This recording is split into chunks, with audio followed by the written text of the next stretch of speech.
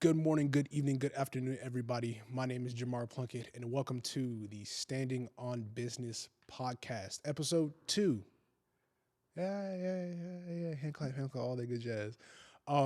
Today with me, we have a very, very special guest, and I will let him introduce himself. That big old camera over there, that's yours. That's mine. That's yours. Hello, my name is Elvis Wani. I'm a barber, artist, entrepreneur in Greensboro, North Carolina. I right now I claim to be more of a barber content creator. Fantastic. Um, just so the people can know, Elvis has been my barber for the last 2, 3 years. 2, 3. Probably about 3. For About sure. 3 going Dang, on. It's been a minute. Time flies. So I've always known of Elvis, but I never knew you personally. So I always knew you did really good haircuts, but I was like, his price is a little too. It's like, but and also I had Trevino was my main barber. Shout out to David, love you, brother. He was my main barber all up until we both graduated. So when he graduated, I was like, dang, I need to find a real good barber. And it's hard to find a good barber nowadays. That's true. And it's not just about the skill, but it's like a personable person that you could talk to, hang out with. Not necessarily hang out with outside of, but someone can have good conversations, and you have a good dialogue about whatever you guys are talking about whenever you come in. But yeah, he's been cutting my hair faithfully for the last 3 years. 3 years. I come in once a month, once If every that, 2. I don't even. My sense of time is so messed up, bro. I just know I see people around about these many times before holidays, and even my sense of time, bro, I haven't got a haircut in 6 months. So I'm the people are surprised that I'm a barber. I mean, you can get away with. You got locks. You can get away with it. I mean, yeah, You can get away with that haircut for a decent bit of time. Also love a good hat. Yeah, hats be saving lives. But tell the people a little bit about yourself. How did you get into cutting hair to at least this level? Where did you start at? Okay, well, so I first initially picked up clippers in middle school, but that wasn't the time that I really identified with being a barber. It was just I couldn't afford barbershop haircuts, so single mother household, how that goes. So I started cutting my own hair, and I didn't just get good at any point. I wasn't even good for the first many years I even was introduced to clippers. I was good enough or decent enough to not get played at school over it. So then my little cousins were like, "Oh, I want haircuts," and this and that because nobody can afford haircuts. So I started cutting their hair. I didn't even take it serious till I got to college. So by the time I got to college, I wasn't even what I consider decent now, but it was enough to make me think, oh, well, I could kind of do this as a little side thing while I'm in college, make a little money. And I went to school for chemical engineering. And pretty soon I realized I was interested in engineering. But when clippers and barbering grabbed my heart, man, that shit, they ain't let go. So I was like, okay, well, what can I turn this into as far as grander lifestyle? So I knew that it wasn't gonna pay as well as engineering straight out the gate, but I knew I could create the lifestyle that I wanted and then scale that up to whatever income that I wanted. And also, I grew up really poor, so I knew I was shooting. I thought more than 50K a year was you were doing well, Yeah. well. So my frame of reference, my dream car was a Nissan Altima, Maxima. Gotta clear that up. There's too much Altima slander out here. Not gonna front. But basically, yeah. So I wasn't shooting for much, and then all of a sudden I found something I really love. Then maximized the little sub skills that came with that, and then all of a sudden it started coming with some money, and then here I ended up. So yeah, it was. I feel like nothing. There was no one definitive, let's say, event that took place that caused a trajectory at all. But I Mm-hmm. feel like it was just a series of over and under corrections, and then like, cause I be talking to, I got a lot of little homies and mentees and whatnot Yeah. that be asking me about just finding purpose, and it's like purpose isn't the thing you really find, is the thing that finds you through the trial and error process. Right. So, and I've realized like put up as many shots as you possibly can take, or as put up as many shots as possible, because they only keep score the ones that you make. You know what I'm saying? Like if the only ones that are even relevant are the ones that you make, doesn't it make sense to take every possible chance? Absolutely. That's why Kobe was such a you don't know sports, but Kobe used to take up a lot of shots, like a lot of I shots. believe it. And people used to say, "Yeah, Kobe was selfish." No, that man was a grinder. That man was like, yeah, he was so confident in himself. I'm gonna take that shot, and that's the same type of confidence someone needs to have, like when it comes to like finding their purpose. I'm gonna just keep taking shots because I know something is going to go in. I'm going to succeed at some point. So just keep taking shots. It's an attitude for real. Like winning isn't defined by one event. Like winning is defined by how you take a loss, and whether that's a lesson or not. Right. Facts. So you started cutting hair, college, you got good at it. What about like some of like the struggles like in the beginning? Like were there like any hurdles that you had to overcome as far as like being a barber or like being accepted by other barbers? So I was kind of in a little bubble when I started because I was on campus, cutting hair, and Mm-hmm. there was only a few on campus barbers that were really about it. You know what I'm saying? Mm-hmm. Trevino. Yep. There's a dude, oh, Clinton. Mm-hmm. Uh, and then I guess there's people after our class, like let's say me and Trevino's class, that were also looking in a class of their own, like Kamari, who Yeah. run that Oh shit boy. now. Boy, he's Like doing it. people put up Shout out numbers. shout out to Kamar. Shout out Kamari. But also like so I didn't the only person I felt like I had a kind of slight community with in the barber wise was, I would say, Trevino, but we weren't even friends. We Mm-hmm. were just, he was literally like the only nigga possibly at my level that's at my neck, but he started off way better than me. So I was really wanting to be that nigga for like 2 years, bro. Like I really like every time he posted a haircut, I'd be like, man, I'm gonna post a better haircut. You know what I'm saying? Just because it's like he was, first off, he was the best barber on campus for sure. Right. So that was like the natural only person I can compare myself to, because everybody else, oh, I played with Clippers, I do this and that.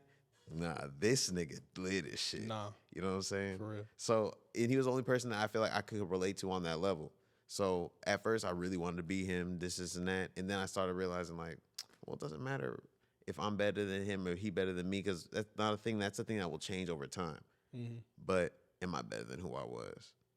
Absolutely. And then I started focusing on that, and then I realized we, like, we were in different lanes, just completely. Like I was sitting there, why am I trying to compete with this nigga in a lane that's so much his lane is so much broader than the lane I want to be into. You know what I'm saying? But I realized it was a lot of um over and under corrections to find out what was right for me versus what are some things I could do Mm-hmm. or I could be good at. Mm-hmm. But realistically, I even past that, like I wasn't really interacting with many barbers at all, because it was I was in my little STEM bubble as far as the people I was with in politicking with on campus, engineering. Mm-hmm. And then I started playing a little more with some arts and stuff. So that my social circle branched out to those people. And then I started being less involved at school. So there was more people outside of the school, in the city, this and that. And then as I just been learning new skills on a personal level, that just opens me up to new people. And then there's also the realm of people that interact with me because of a haircut. Mm-hmm. So it's just everything started to kind of multiplying on each other. So I can realize it's like there's kind of been, and I've been to shops and stuff, you know what I'm saying? So Yeah. I've interacted with other cultures, but I've realized that I've kind of condensed and created a culture around me.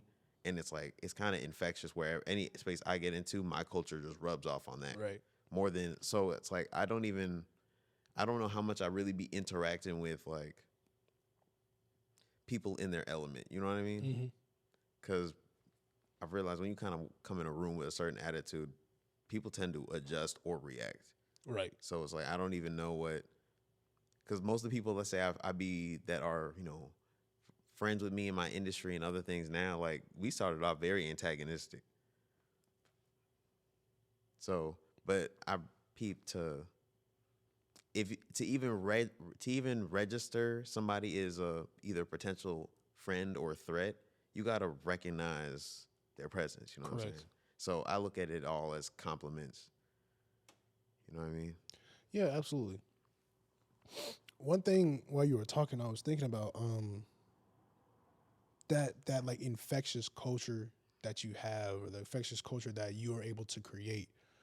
A lot of people, I think it just that came from you being in a space of like understanding yourself, understanding yourself, and understanding what you can and cannot do, or what you do want to and do not want to do. So a lot of like I see a lot of younger people in general, regardless of what they're doing, they're so caught up in trying to be the next insert person in their industry here. They're trying to be the next I don't even remember the guy's name. The guy that runs around, hey, can I cut your hair? And he gives them life lessons. Like I think it's Oh, are you talking about Vic Blends? yes, that guy. Some people want to be the next Vic Blends. Some people want to be the next Peter McKinnon. That's a super popular guy in the photography YouTube space. Mm-hmm. There's a lot of people that want to be the next Chad Lawson, Guy X Photo. They just want to be, they really just want to be somebody else than trying to figure out who they are as a person. Yeah, I feel like it's shooting low. Yeah, it's shooting. But I mean, also like it's before we create our own style, we're basically imitating something we saw before us. Yeah, of course. So I can understand like I aspire to be like, but to shoot for a standard that somebody specifically set with their specific flavor and everything else, I feel like that's kind of you're doing yourself dirty in the sense of you're not trusting your own genius, your own creative flair. Correct. And I ain't trying to get too biblical about it, but um, like God made us in His image. And what is the first thing we learn about God? He is a creator. He is creative. He created everything. Mm. So one way, well, at least for me, that I try to express my godliness, that's why I put quotations by it, my godliness or my godlikeness is to be creative. That's why I think I have been blessed to be as creative as possible, because that's the way I express my godlikeness. Not saying I am God, not saying I'm like God. I'm just something He instilled in me that I push out there. Um, but I want to get into the second question. So, being a barber to some people is just like quick money, easy money. There's not much you have to do other than learn how to cut hair. Like what, like business wise, what goes into being an actual professional barber? Okay, so I usually when I'm talking to barbers, like, cause I consult with barbers about their business. So when I'm doing that, I like to organize the different categories of barbers really specifically because everybody has differing um, needs and wants when it comes to partaking in this industry. And so there's hobbyists, hustlers, and professionals, and we've talked about Yeah, we talk those about this all before. the time. Yeah, but so when it comes to people that are hobbyists, it's mainly the love of the art, or sometimes it's the love of the art of actual cutting hair. But cutting hair and being a hair cutter and being a barber are two different things. Mm-hmm. Because being a hair cutter is good at the art of cutting hair. being a barber is more about the interaction with the client, as far as the relationship that you build that transcends the transaction. So you could be a mediocre hair cutter, but do great business as a barber. You know what I'm saying? Mm-hmm. Because the quality of the service doesn't matter too much, unless only the quality of the service only matters if the the barber and the client don't have the same perception of value, or like puts attention to detail and stuff like that. You know what I'm saying? Yeah. This in, but either way, I'm getting a little too deep about that. But basically, when the, if you're a hustler barber, someone who's more concerned about the financial aspect, but you don't love the craft, you're gonna get into a place where you're going to kind of see people as, let's say, checks. You know what I'm saying? Like, Yeah. it's not about the interaction with the person. You're gonna get very mercenary with the interaction. Mm-hmm. And those kind of people tend not to do well because they're not nurturing a relationship with the person. Mm-hmm. So it's the people that only really do well over a long period of time are the people that find multiple things to love within the craft, whether it's first the haircutting aspect, like it was for me, and because I was not a social person, I was a STEM major. I did not care for any of this social interaction stuff. But then I started wanting to, got more of a special interest in psychology and just social cues and things like that. So I got really deep into that. I damn near got a major in it. Like, you know what I'm saying? Like the amount of effort I put into that kind of study. Mm-hmm. So then I started loving that thing about the interaction. And I realized when I remix the things that I love about it, it opens up some new things that I love about it. So it's something that's constantly evolving as I'm evolving. It's not, but some people look at barbering as a thing at like, oh, it got me out of a tough financial position and it's the only thing that makes sense right now. Mm-hmm. And but I don't care or love anything about it. And those kind of people tend not to be as open minded with the different kind of value they can give and receive within that. And then also those are the people that tend not to do as well in business. So it's a mediocre hair cutter, but a great barber will go far and he can make $1 million. Mm-hmm. But uh let's say excellent hair cutter, but a mediocre barber will make mediocre money. Absolutely. Um, you touched on like a really good point of pretty much saying when you get to a certain point, well, one, what we both do is in the service industry. Our job is to service the people in our community or whatever we're doing. So if your number one thing is, oh, I'm getting in this to make money, you're to me, you're getting into it for the wrong reasons. I agree. If you're getting it, you should want to get into being a barber because you have the love for, or you just want people in general, specifically for us black men, to look their best when something important is coming up. Like somebody, to me, like if I was a barber, someone says, "Oh, I'm getting a haircut. I'm getting married. You're getting married, dog? Oh yeah, I'm gonna put some extras, pizzazz on this haircut. I'm gonna take my time with this. I want you to look as sharp as possible from the pictures." Just having that extra amount of love and care for that individual. And if you don't, I'm not saying if you don't have that amount of love or that amount of care, but if you don't have something in that realm, you're you're you're doing a disservice to whoever you're serving. Because at the end of the day, you're gonna sit down, walk in, oh, it's just another haircut. Oh, it's just another haircut. Oh, it's just another haircut. And at a point, you're just gonna start BSing it.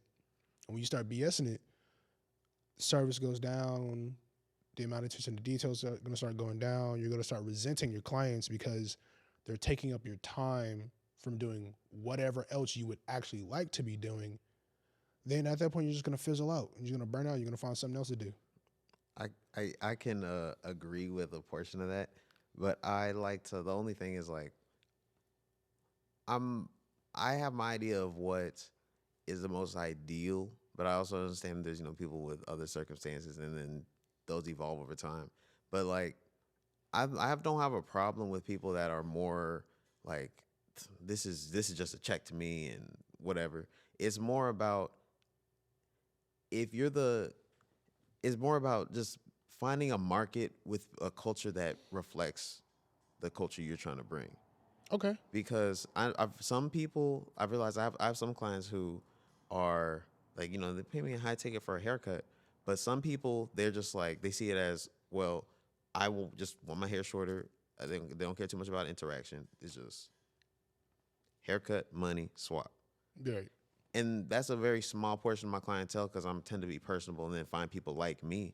So we tend to have a deeper sense of rapport. So most people come in and it's low key a co-therapy session. You know what I'm saying? We just having a good time, and then also we getting some shit off. You know what I'm saying? And it's just like, You good? yeah. So it's a more what we consider a valuable exchange between us. Mm-hmm. But some people make a bigger bag and they're willing to throw whatever, just chop my hair shorter. Like, I'm tired. We don't have to talk. We're cool. You know what I'm saying? But sometimes, like, and then also people feel different things within the haircuts. Like, sometimes this might be a person who has to stress everywhere. Whoever they're around needs something from them every time they're interacting. It's not real human interaction. And just being in my presence and I'm just cutting their hair and somebody just focused on them means the world to them. But it's like they don't want to talk. Right. So like, you get clients and barber combinations of all kinds. So I'm somebody doesn't necessarily need to love, let's say, the whole aspect of making somebody feel good and da da da da. It can be more selfish, but at the same time, you can't expect you have to be able to understand the value that you're bringing and people that are gonna give you reciprocal value. Otherwise, it's like you're not going to end up any place that you want to be. Because if you're in a business where you're looking at it like, oh, haircut for money, haircut for money, haircut for money, these aren't like you're not investing into relationships. You can make a bag, but just not with the people the clients that want relationships with their barbers. Yeah. So it's like if you just market it to these other kinds of people that are just whoever's hot and popping, I'll pay them for the haircut and I don't really care about investing between us, then you can make a way better living having the interaction that you want over here. But most people are just expecting the wrong thing from the wrong people. You know what I mean? I get it, but part of my spirit is fighting against it. And I say that because, at least for me, I have such like a burning passion and burning desire to help people, regardless of how their demeanor is or what they're doing or how they're feeling that day. I'm going to try my best to, one, deliver the best service that I can, point blank, period. But two, do it in a way that's, I guess, lifting you up. Or I don't know. I can't find the exact words to describe what I'm thinking or what I feel about this. But it's like the people, like, I have nothing against the people that come in and want to cut hair or take pictures just to take pictures, say they did it. Cool, that's great. That's fantastic. But to me, sometimes you're muddying the water. Like, I know a few photographers that are very cut and dry and they don't care about like the person's experience. Like, I have this space to where I want the person to come in here and not have to worry about anything. Like, if they're getting hot, AC. If they need something to drink, we have water. The only thing we don't provide here is food because we don't just want food all over the place. Have ants everywhere. But we have a giant vanity mirror for people that need their makeup done. Like, we have stands and modifiers for other photographers if they need to rent out of here and do stuff. But like, I'm trying not to expect myself out of other people.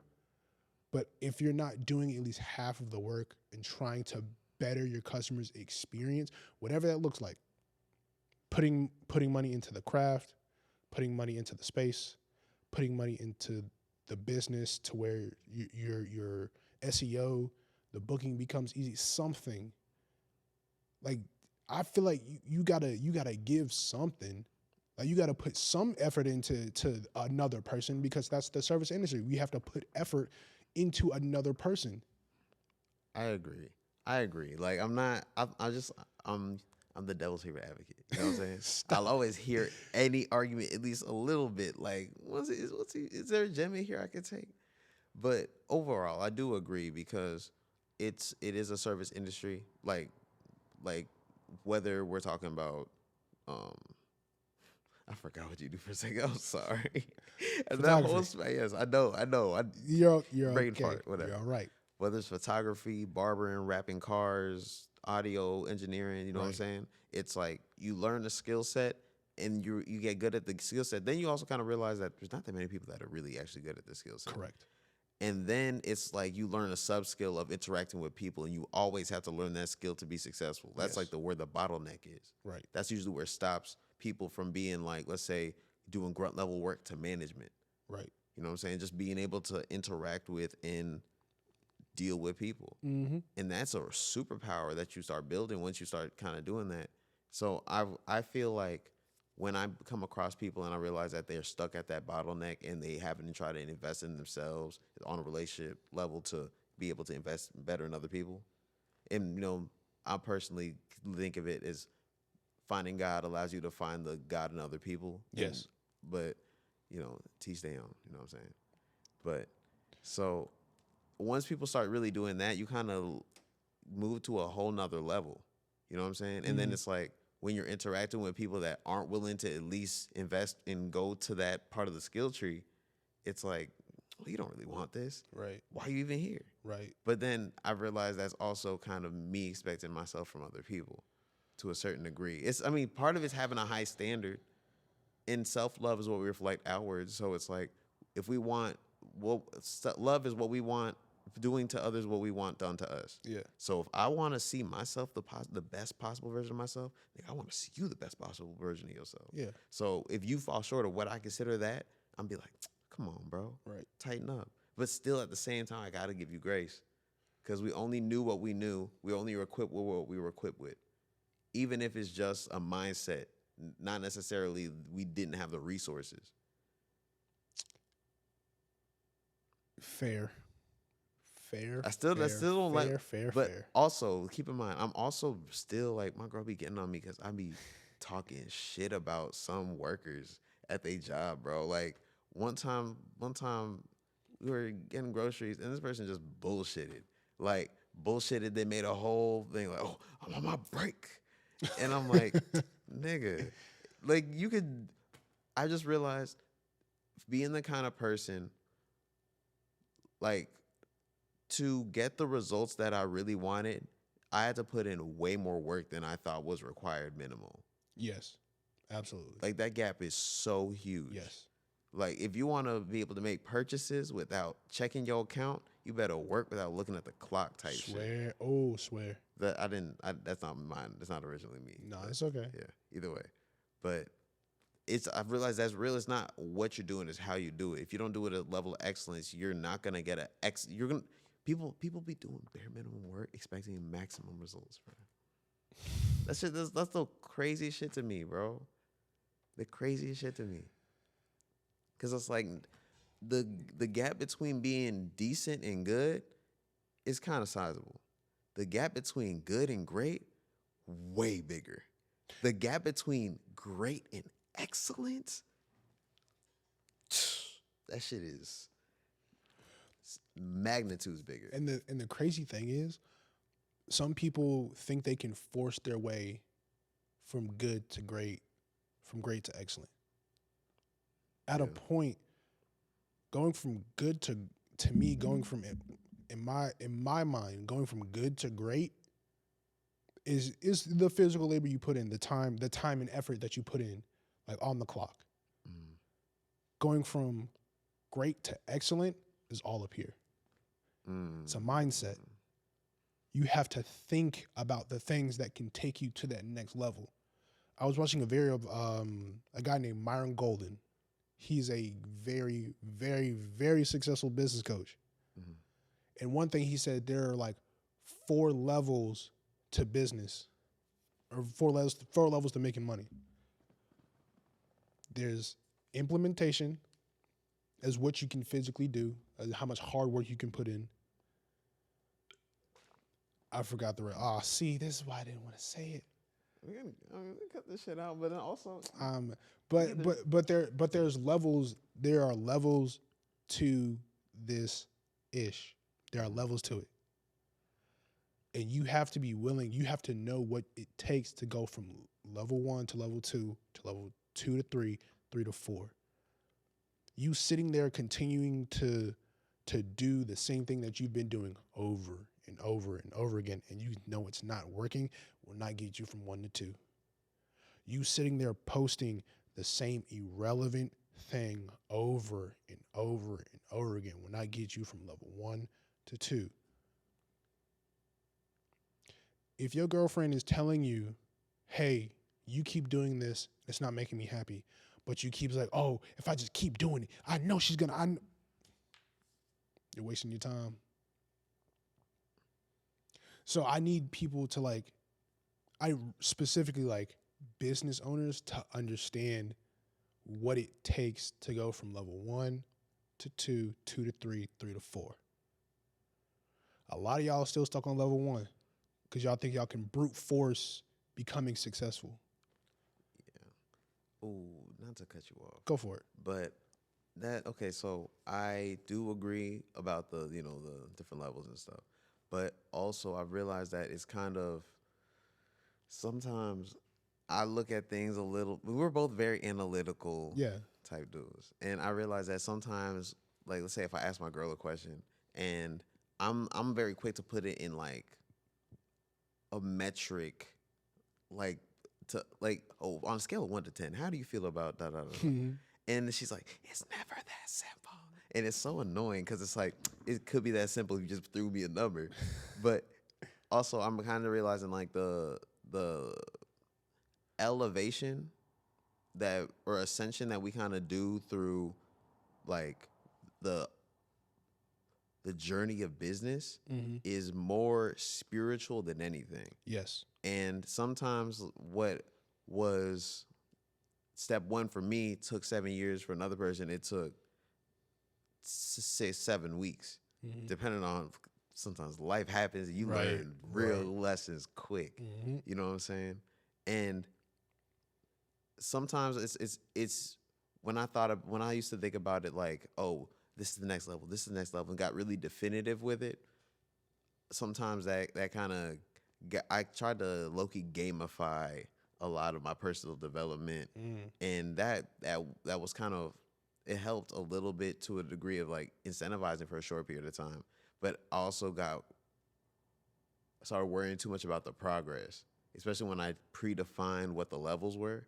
Like, let's say if my goal is to be financially independent at whatever age, and then I'm like, okay, well, by this time I have to do this, and by this time I have to do this. Like, low key, things take as long as we allow them to take. Mm-hmm. So every time I was kind of like, oh, I'll figure this out by this 5 year period. Mm-hmm.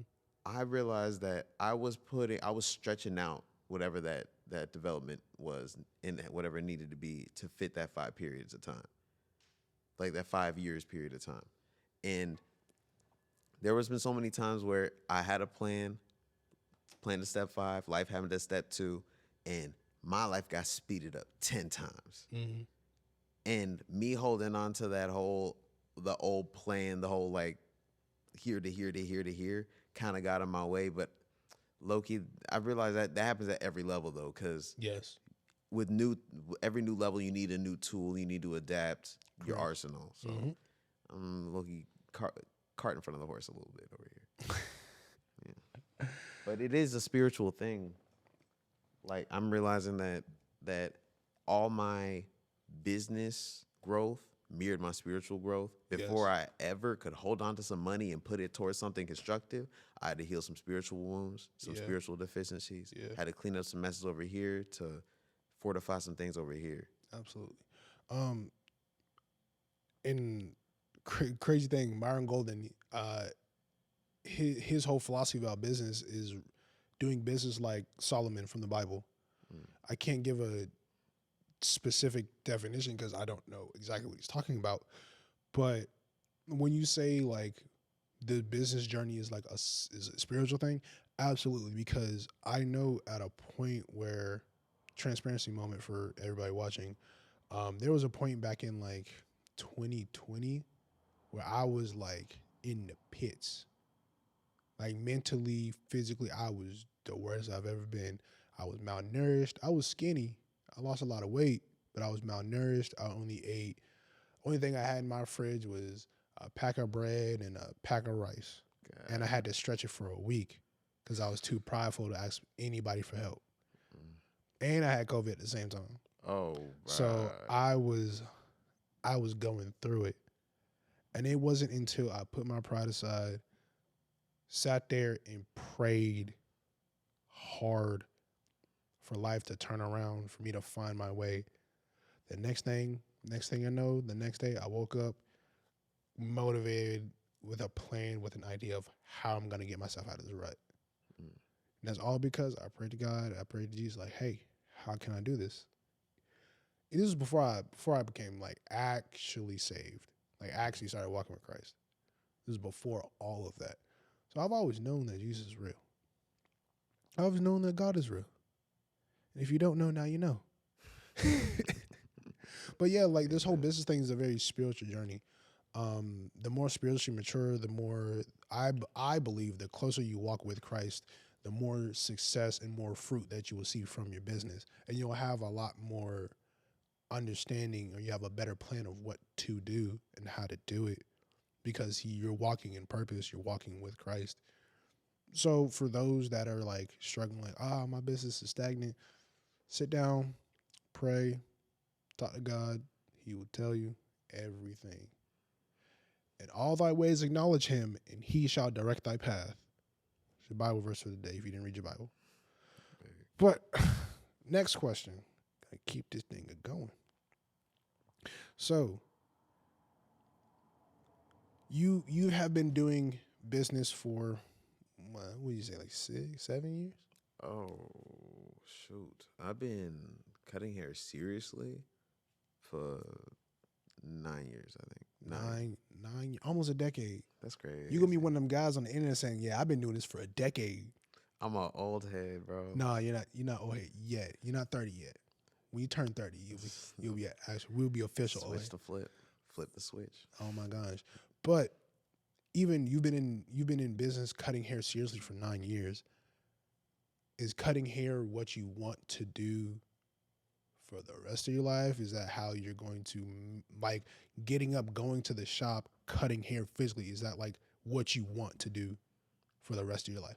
I've realized that I've like over my life I've went through several different periods with cutting hair where, there was a hobbyist, hustler, and professional stage. Hobbyist, hobby, do it for the love. Hustler, I'm getting to a bag in this season. Yeah. Professional is more about the work life balance or work life equilibrium because there ain't no such thing as balance for real. Mm-hmm.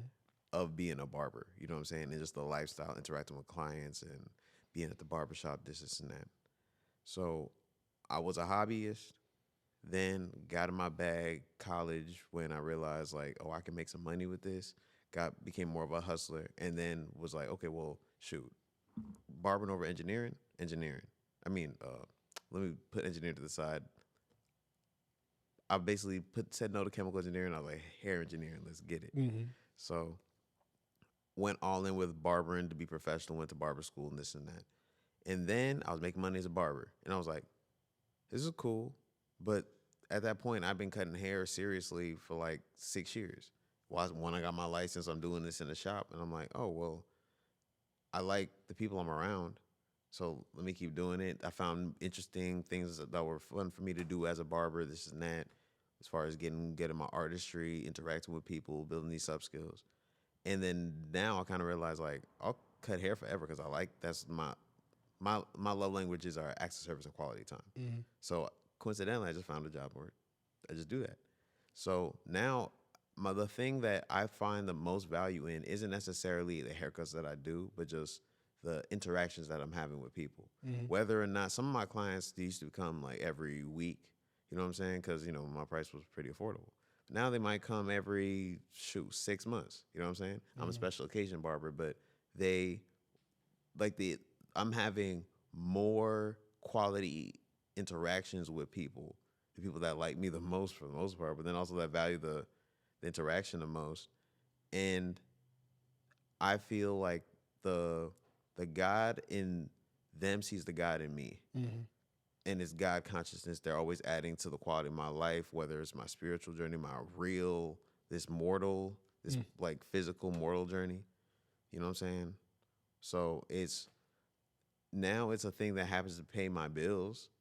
But I don't care about identifying with this the only way that I make money. I'm not one of those barbers that's like got a bunch of barber tats and this is like I live for this shit. Da, da, da. Like this was in a craft that had many different arts that I fell in love with, Mm-hmm. and I it was nice when was able to make money off of that. But I know that with all the skills that I've developed, I can make money off of any of the skills that I have. So as any path that's the most open for me to grow spiritually, I'm down. And barbering just happened to be the base lifestyle for that. But otherwise, I mean, I don't plan on. I plan on cutting hair till I die. But there probably in the next few years, I'll cut off my clientele and just friends and family and recommendations of friends and family because Mm. there's just so many different things I want to do out here that I'm Like what? not pressed. Like what? Oh well, making music, content, just I'm really into teaching and consulting right now. Like that's the Mm. thing that when I picked up Clippers, that when I say that gripped me by my chest, yoked me up, and I was like, oh, you never leaving me. Yeah. That's how I feel about consulting and teaching and mentorship shit.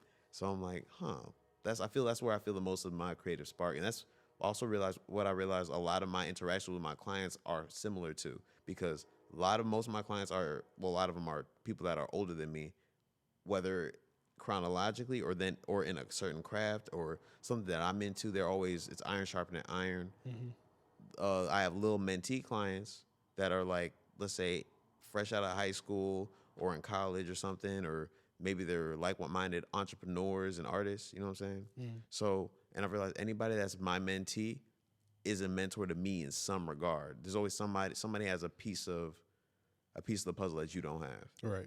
So you might mess around, meet somebody who give you a corner piece, Mm-hmm. and this done framed up this a whole different way. You know what I'm saying? Right. So I'm just kind of realizing like the I interact with a God in people, and that's whatever craft I'm in. That's what I want to be doing.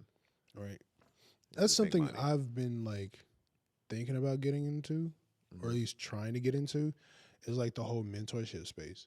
Because I've been doing this photography stuff. I've been doing it seriously since the beginning. So I've been doing it seriously for about 6 going on 7 years. I'm not where you are yet. You know, give me some time. I'll get there. Where's that? I'll get there. I'll get to the decade. Give me some time. But just like I keep saying, I'm gonna probably keep reiterating this a lot. I just like helping people. I really, really love helping people. And I'm sitting here contemplating like I know a decent bit. I know quite a bit about this photography stuff. How can I use my skills and my knowledge to help somebody else? And like I have a mentee, you know, we talk every once in a while. She's got her own thing going on. She's still in school, so she has other like she's still in classes, this and the third, but she's also trying to run like her business on the side, this, that, and the third. Like I help her out here and there, but I really just have that urge, like I really want to pour my mind into somebody else and watch them grow. I really, really have that urge. That's just what I want to do. Now, how do I go about that? I've been thinking about saying, hey, you know, I'm opening mentors, opening mentees, if you need any help and advice, contact me, hit me up, this and the third. But at the same time, I know with that comes a lot of like time that I have to put into somebody else that I have to take away from me spending time with my girl, me spending time with my mom, talking to my dad, going to the gym, like these things I still enjoy and need to do. So I'm trying to find that nice, good equilibrium. Like, okay, where can I fit teaching somebody what I know to help them get to where they want to go with what I got going on? So I would say that the what I did with barbering is basically what I'm doing with my consultation services and whatnot. Like, I don't have a, it's not a substantial stream of income right now, but I knew that I wanted to base my payment structures around how things fit into my life rather than, okay, now I got to go do more of this because this is a job now. You know what I'm Mm-hmm. saying? So let's say with barbering, I was like, okay, how much hair do I want to cut? And then I was like, okay, well, how much is this shit worth to me versus, let's say, having my time framed up for other things? And I came up with that price. That's the price I charged. Every year I look back at that price. You know what I'm saying? But early on when I was doing the barbering thing, I was how many haircuts can I do? Period. A bunch of them were free cuts. A bunch of them were really cheap cuts. Yeah. You know what I'm saying? And then I just built an infrastructure off of the feedback I got there. Okay. But it got to a point, there was a point where, let's say, I was too booked up at one level and then I had to up my price to get to the next level. Yeah. I realized that if there's the same thing with your availability as far as your time and your energy. Okay. Like with, especially when it comes to mentoring, like now, like I realized like after I had a few possible mentees, or I still consider them mentees because sometimes you learn passively from somebody. You could consider somebody a mentor, but you've never had a real conversation with them. Mm-hmm. You watch a lot through, like there's a bunch of people that you are menteeing, and then also you are a mentee too, Mm-hmm. that like that. So you don't really. I wouldn't say you want to. I would want to divorce yourself from the idea that you can provide a specific thing for them, because whatever you can provide it doesn't mean that they're going to receive it. True. So Okay. it's like literally just being the best resource that you can be, and then every time you go through a season where you learn more, you're gonna just grow over time. Mm-hmm. So I wouldn't say even think too much about the time commitment that somebody would need. What time commitment do you feel like gives them what they need to work with, and then let them take that? Because I've gotten to the point now where, bro, I done had to like yank a lot of my availability back for people that I wanted to look out, help out for free. You know what I'm saying? Just because you start to realize a lot of people want advice, but they don't. They just want to hear something. They just want to hear what they should do through a different voice, not actually take action. Okay. Okay. Yeah. So I'm like, I would say just start in whichever way you're comfortable, but quality control is just like how you built your own clientele with the photography. Yeah. How you come across really grows the seed of whatever the culture of the clientele is. Mm-hmm. So it's being wanting to help people to detriment of yourself. People take advantage so quickly, bro. Like so quickly. You already know. You know what I'm saying? Yeah. But Yeah. I learned that early in life. I guess I've always had the spirit of helping people, but I've had people when I was in middle school. I had people people take advantage of my kindness, turn my kindness for weakness. Then it just got to a point where I had to build this like really hard exterior to prevent people from taking advantage of me or just putting my time behind like a paywall. yeah, Like, or at least my effort and my energy behind the paywall. Like, if you're not willing to at least, I don't know, pay for my services, like, why would I sit here and pour all this energy and kindness into you when you don't really care about me as a person? You just want what I know or what I have. yeah. So I learned how to deal with that. But it's really like I'm kind of having like an internal turmoil in my head. Like, do I sit here and start this mentoring group, or like do I sit here and put like a paywall on it and this and the third, or do I continue to be like the person that I know I am deep down and like help a couple people for free, then like let them flourish, let them show, then like me be like, hey guys, I did that. Pay me to help you do that too. See, what you did with your business is basically you built relationships with people. You invested in the goodwill of relationships, and then the relationship started bringing money. Yes. Just do that. Where it's like put out the value in the whatever terms or means that you want that you feel like would make the collective better. You know what I'm saying? Yeah. Give whatever you want out for free, but then charge for the investment of your direct time and energy. Okay. Because it's like you don't want to do anything that you'll resent. Just do like because that taints the interaction. Yes. You know what I'm saying? Yeah. So it's like always just come from love in a place where it's like this is what I feel like I need to know. Here you go. If you want some extra, here's a price. And if they don't want to pay the price, do they really want it? No, I've like you said earlier, I've noticed like a lot of people, they say they want these things, but they're not willing to do what it takes to obtain what they say. Yeah. I put out basically free, like maybe it was like maybe 3 full-length free online courses on the things I use to build up my barbering business and invest in Mm-hmm. It's at least 3 hours of content total. Like it's real. Like this should be worth barber school credit. That's It's great value. If you're great value. who young barbers watching this, if you don't go find it. Better barber. Better But barbering. Go find it. either way, that doesn't get any real engagement compared to the videos where I'm just up there talking my shit and then tie a loose message in there. You know what I'm saying? So I've just kind of realized people prioritize different things, but a lot of times people know what they need to do, but they like to entertain themselves with the idea of whether or not I'm going to versus whether or not whether actually like doing it. You know what I mean? Yeah, some people like talking about it more than actually doing it. But also, there's like a very it's probably larger than I would think. But there's a lot of people that are just scared. They just moving in fear. And that's one thing I had to overcome too, even starting this whole podcast, like just moving in fear. How long were we talking about starting this podcast? Oh, 2 years? I mean, see, but that's a little different, bro. No, it's not different. It's a little different because, bro, we be talking about a lot of shit. Yeah, we be talking about a lot of stuff, but almost every time we talk like this while after he's done cutting my hair. We would just sit there for an hour and just talk. That hour could have been put on a camera in front of somebody. True. I always had the equipment. I just needed to put it together and just bring it.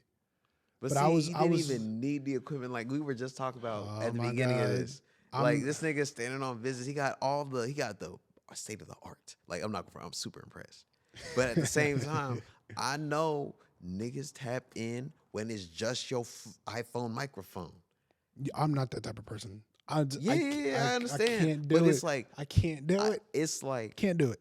I respect it because you have a certain quality to your art. Bro, I have a standard of quality and I don't like to be under it. But at the same time, it's like the value would have been the same to the people that really cared about that shit, bro. Yeah. You know what I'm saying? So it's like you're also making like, I mean, I think it's great to polish things up to have a good product. But think about most of the people that appreciate let's say a number 1 hit on the charts don't spend money with that nigga. Swear. You it's know like you'll always have a loyal fan base. Like Drake will always have those people regardless of when the album drops. They listen to it. It's the best album. He's the great. Everybody has that type of loyal fan base. And I appreciate all of you you know who you are. I love you guys. But yeah, it's just like, but I think, well, outside of like me and my situation, what like we got going on, like I still was like a level of fear, even with like buying all this audio equipment. I bought all this audio equipment like a couple days ago. Yeah, right. Because I've been like, I was sitting there fighting for days, like, I want to buy this, should I buy this? I want to buy this, should I buy this? Even up until the moment I pressed pay, it placed that order, I was like scared to actually buy. Like, what if I don't make the money back? But it took me a long time to realize, like, you can feel the fear, but don't let it paralyze you. Keep pushing, keep moving through it. It is A-okay to feel that fear. It's a rational thing. It is a very rational thing. Of course. But I'd also say that the fear that you feel is not new fear; it's just new circumstances associated. Correct. Because it's like we were talking about. This is a spiritual thing. You done fought this battle a Oh, million I've fought this times, battle but you a still feel it lot. every time. Because at every new level, the difficulty gets harder Yes. to make it feel worth it. Right. So it's like that's also why I be looking at business is such a some people think like more income means that's you're up, No. but it's like if you're let's say if your income goes up but your fulfillment goes down and your profit margins are going down, you're not really making the value or that you want to receive, you know what I'm Hmm. saying? So it's like some people wonder why, oh, this dude divorced his wife and gave her half. It's like, well, she's up however many $1 million, but it's like, bro, how much is a piece of mind worth? Swear. You know what I'm saying? Then you could take that, start with the new piece of mind as a foundation and flip that to make whatever money you want. Swear. Like, bro, I'll You, pay that. bro, Jeff Bezos gave that woman however much money, and he is perfectly fine. That man is not batting an eye. He's not crying. He's made more money after he got divorced than he was before he got divorced. Yeah.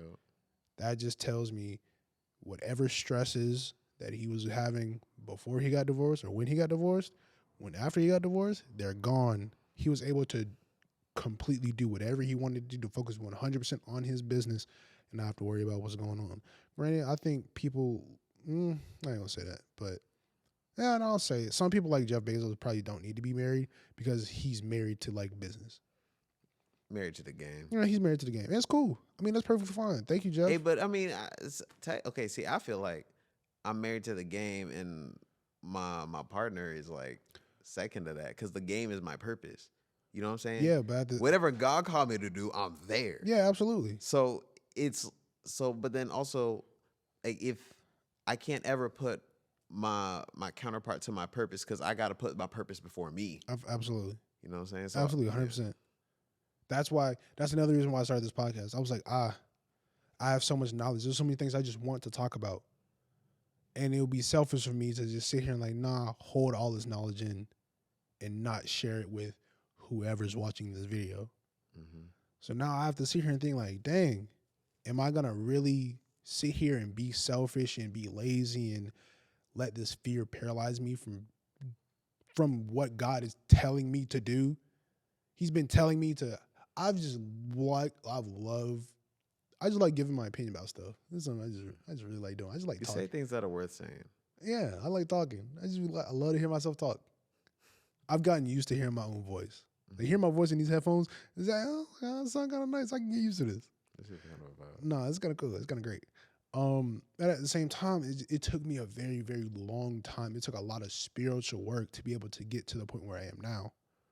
So for anybody like out there that's struggling with like starting or getting up and doing it, I need you to understand it's okay to feel fear. It happens to everybody. But do not let it paralyze you. You can feel it, but keep pushing. You can feel it, but when God's telling you, press order. It's okay. You'll make the money back. Press that order button. You'll make the money back. Give it all to God, and He pay you back with interest. Tenfold. Oh my goodness. Final question before we let you go, boys. It is 12:59 in the morning. That's wild. Rolling around the clock. I am so sorry. Oh no, I'm not. I'm mad. so sorry. I Not got you mad. out here. Just words of advice for the young man or woman that's out there that wants to start a business in whatever they're doing.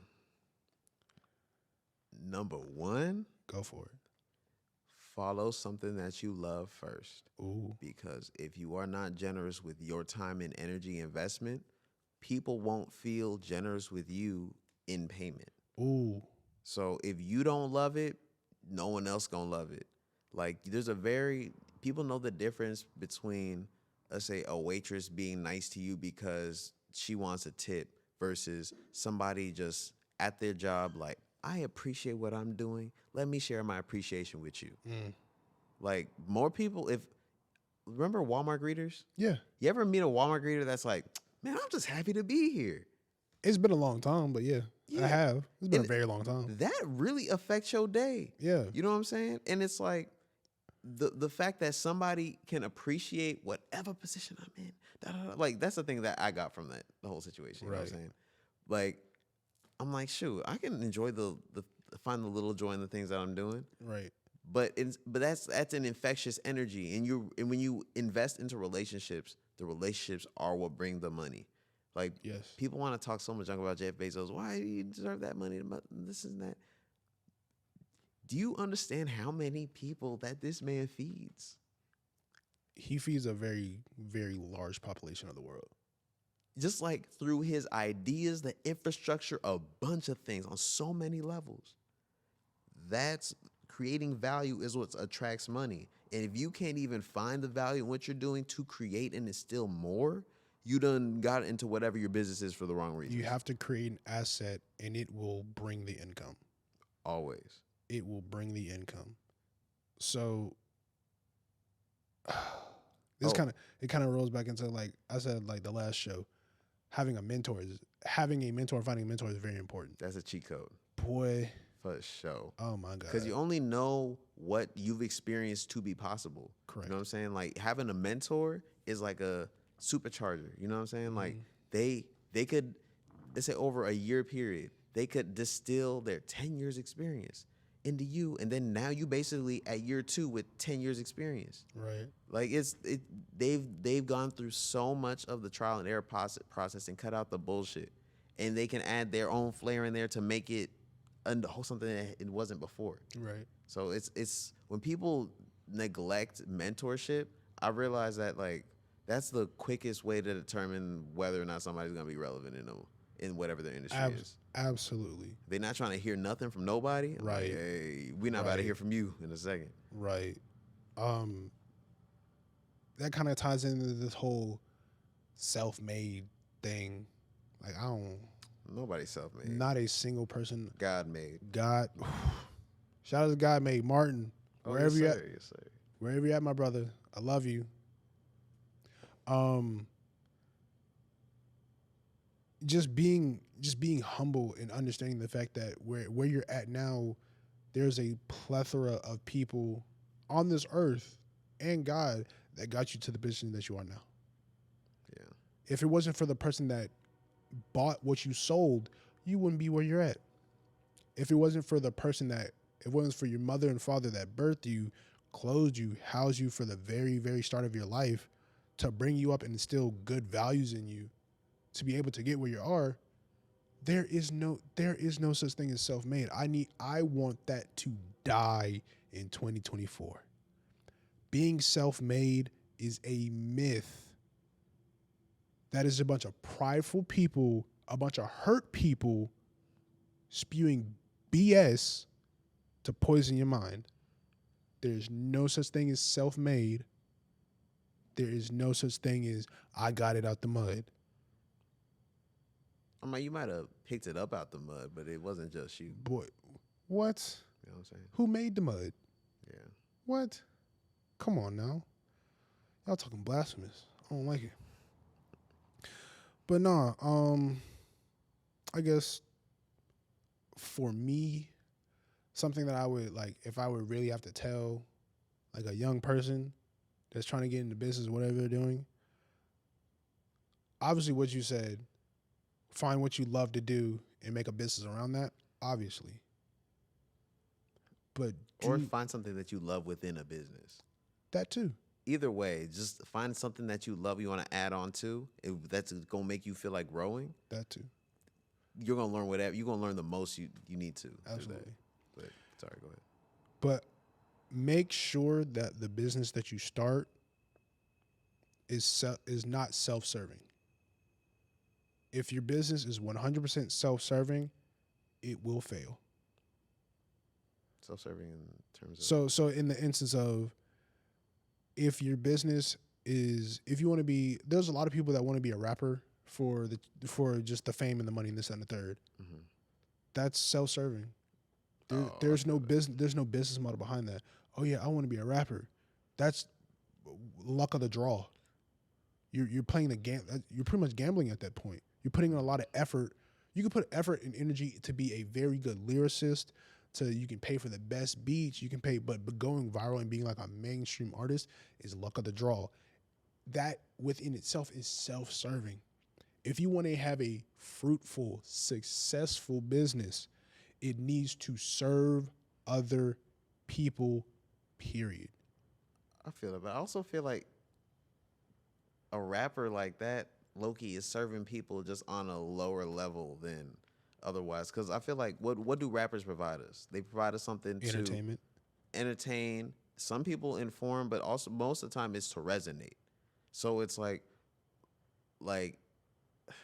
I can But listen to a song about dude being toxic and be like, I can appreciate this yeah, because but why did he make the song? He made the song to vent about his feelings. He made it about himself. Then he just put it on a platform and other people heard it.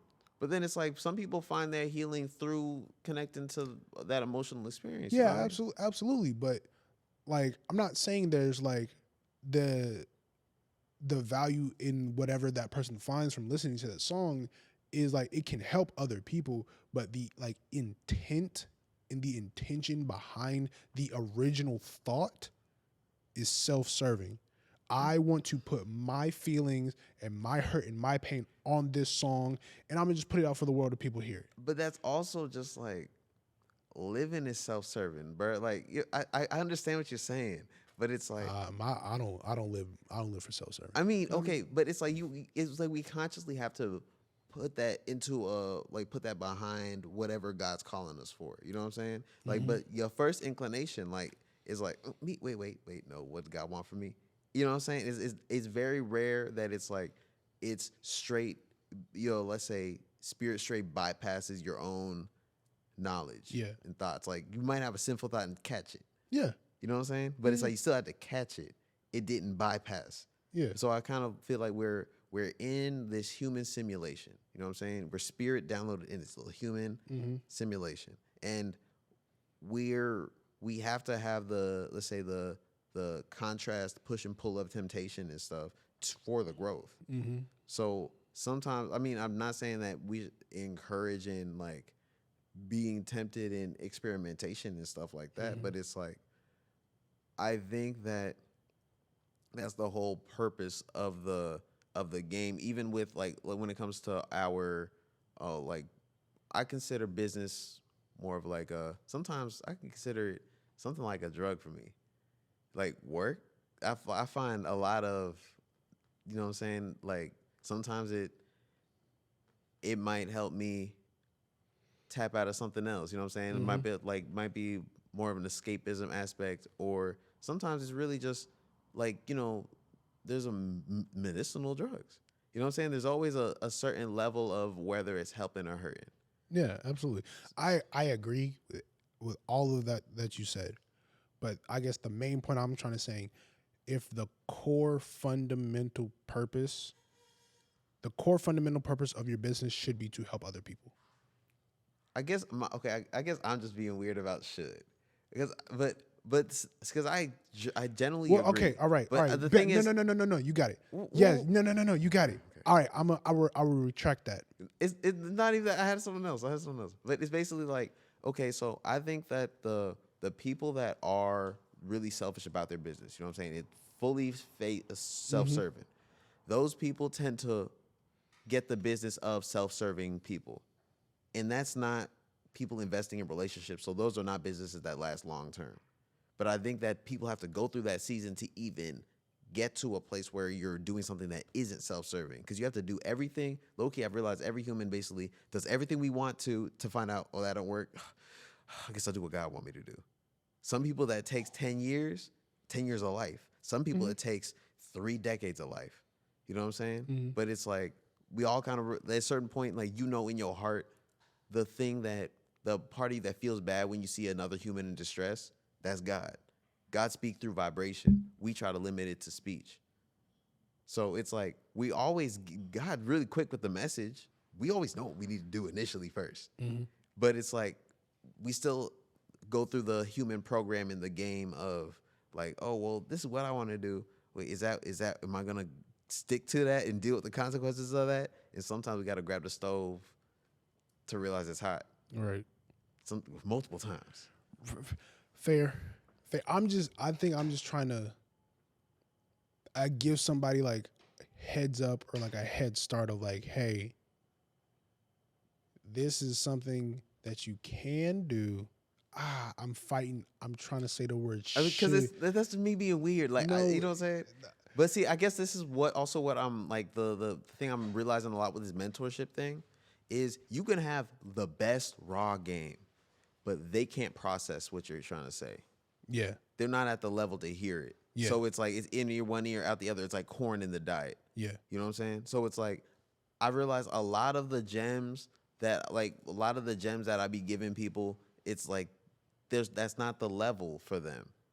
So what I know is the most important lesson you need to learn. You're not gonna learn until you at level 5. yeah. But you at level 4, you just don't even. You're not even looking in the right direction. Mm-hmm. But it's just I know it's a matter of time because I've seen the cycles. We've been through so many different life cycles. You start to see other people go through different life cycles, and you realize that it's like everything is in flux. Nothing is permanent.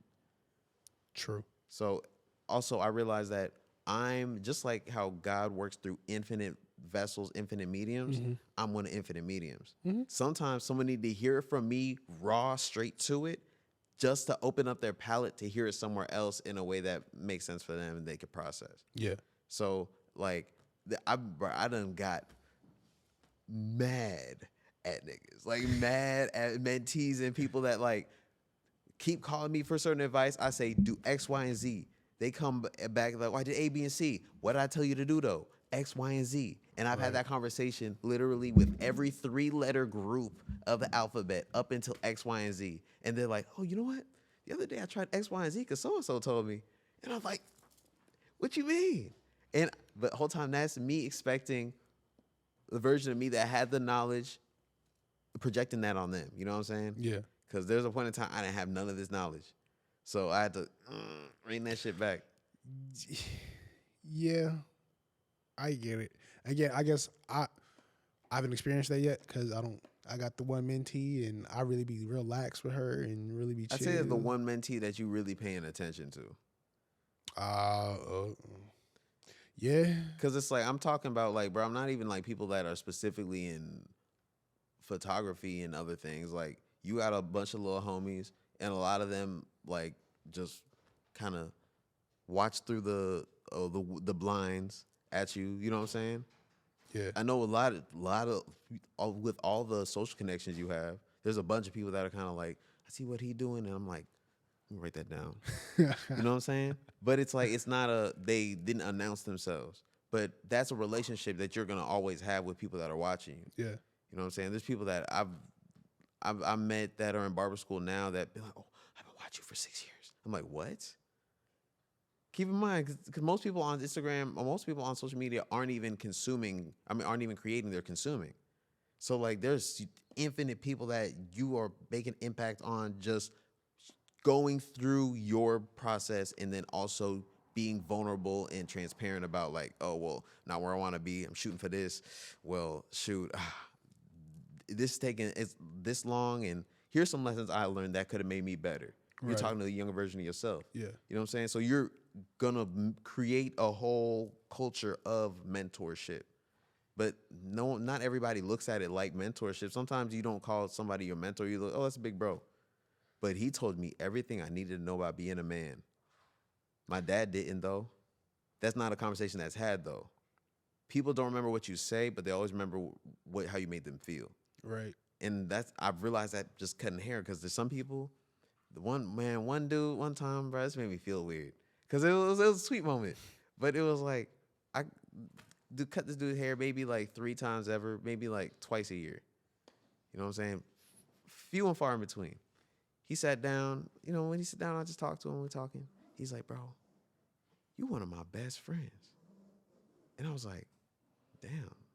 Because I've only cut this nigga hair 3 times. I've never talked about me. He's a nigga that just like cut his hair and he seemed like cool people. Yeah. But it's like so many people don't have an interaction where someone is present and trying to get to know them for them. Because it's like, even though I don't know this nigga favorite color, I know exactly how he feel about where he is in life and where he's trying to go. Right. And most people don't have that kind of even exposure to who you are as a person. Right. You know what I'm saying? So you never know what one thing that you say sparked and resonated with in one person that inspires them to overhaul their life and pursue their dreams, and they'll probably never talk to you about it. Mm-hmm. But it's ultimately like God mentors and parents us all.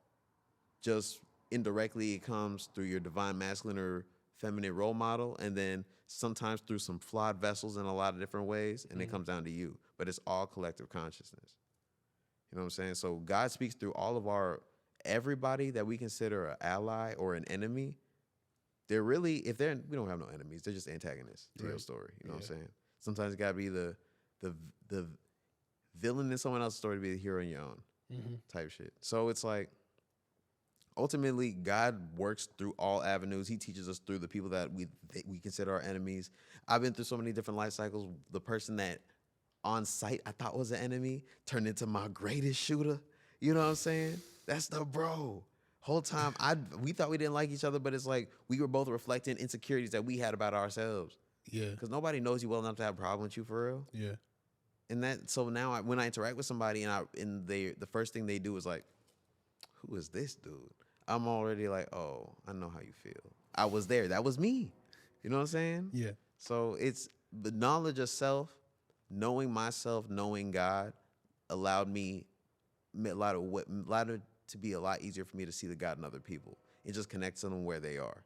And even if I don't understand where you are or exactly how you got there and all this other shit, it's like I can still have the respect of this is how God reflects through you. Let me be open to how that expresses itself. And then I learn a lot more through people like that rather than trying to even understand what they believe. Understanding why they believe something is way more important than what they believe. Oh, absolutely.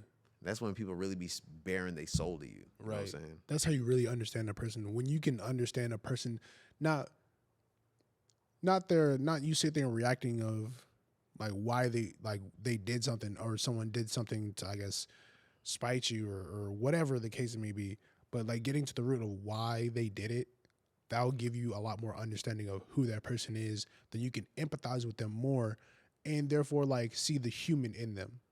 Because I think there's a lot of times where we look at each other, we don't look at each other as people, we look at each other like what we've done to each other or how they made us feel. So if you look at a person of how they made you feel, you'll never see the humanity in that person. You'll never see the godliness in that person. You'll never see what God is trying to teach you through that person. So sometimes take a step back, try to understand why they're doing this, why they did what they did, why they said what they said, et cetera, et cetera. And I promise you, you'll learn something from it and you'll understand that person a whole lot better. But with that being said, I think this is a good place to close out. Final thoughts, final remarks. Oh man, this ish is not a race, it is a marathon. And every leg has its cycle, you know what I'm saying? Like I'm realizing that when you have once you get out of survival, it's the same thing, just the digits are different. So the same stress that you had in your heart over a $10 problem, you'll have at $100 problem. You'll have at $1,000 problem. Going onward, it's how you react. It's all a spiritual game. You know what I'm saying? If you grow within your mind and your spirit, bro, you are prepared for most of the obstacles that you won't even see most of them because you'll blow through them. You know what I'm saying? Your mind and your spirit are your greatest weapon. Well, guys, with that, I think we're going to close out. Make sure you guys follow Elvis at Cuts by Elvis on Instagram and on YouTube. If you want to become a better barber for yourself, hit up Elvis. Join the Better Barbering School. Follow me on Instagram at Flicks by Jay, on YouTube at Flicks by Jay, TikTok Flicks by Jay. But yeah, more life, more love, more blessings. Amen. We see you guys in the next one.